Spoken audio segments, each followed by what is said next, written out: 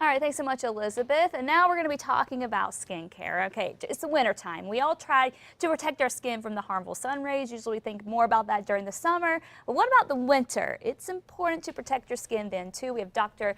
Barrett Zlotoff, who is a dermatologist, and he's here with me this morning to talk about it. Good morning. Hi, I'm here from University of New Mexico. Thank you. Appreciate you being here. First of all, let me just say this. Don't be this guy. Don't let this happen to you. We have a picture of it. It happens to somebody inevitably. Not that picture. That picture. Okay. We're not talking about dogs here, but yeah.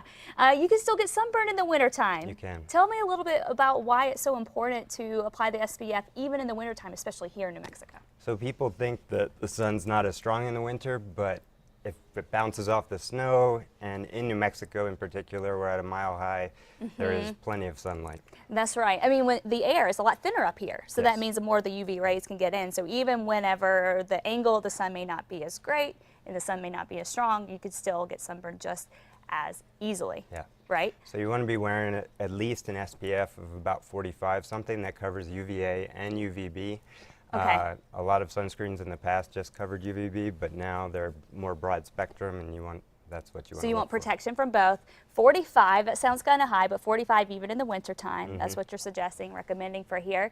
Now, what about skin cancer? Let's talk about that too, because we've been exposed to the sun our whole lives. No matter how much you try to protect, you're going to get some sun exposure, and sometimes it does lead to skin cancer. What are some of the signs? So Albuquerque is the third highest rate of skin cancer in the world. Wow, in the world? Yeah, behind some cities in Australia. So it is something to look out for. You want to look for things that are changing rapidly, things that are asymmetric. The borders are different. They're changing in diameter. They're changing in elevation, so it's raising up. Anything brown, we worry about melanoma. And just keep your eye out. The biggest thing is rapid change, and then going to your doctor and having them take a look at it. How often would you recommend going to the doctor to check for moles and skin So cancer? every year, your yearly checkup, check with your regular primary care doctor, but if you're over 50, we recommend at least coming in once a year to see a dermatologist. Dermatologist, then when you get older, and then have your regular doctor check, and if he sees something that looks kind of funny, then he can recommend you and get you over to a dermatologist. He or she, I should say that for sure.